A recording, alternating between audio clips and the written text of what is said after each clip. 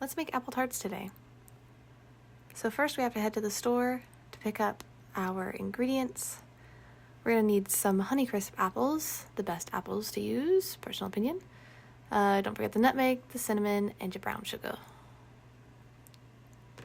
Then once you get home, you're going to have your boyfriend peel the apples so you can chop them.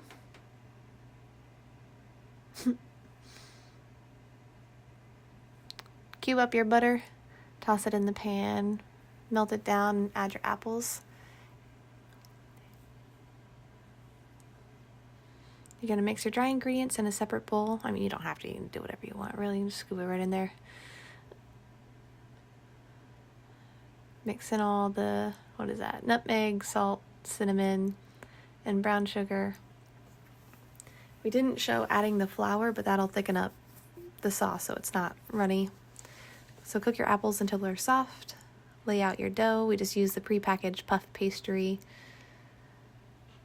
Then you can scoop out your filling. You can see how thick the apples got from the flour.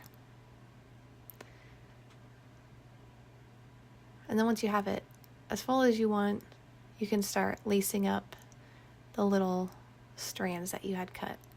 I had cut. You didn't do anything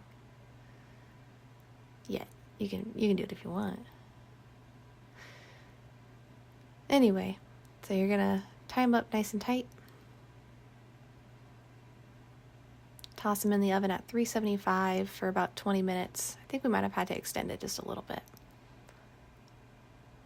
And then if you want to, you can make the glaze. We didn't make the glaze, and it was just as tasty without it. Would be perfect with ice cream if you like that.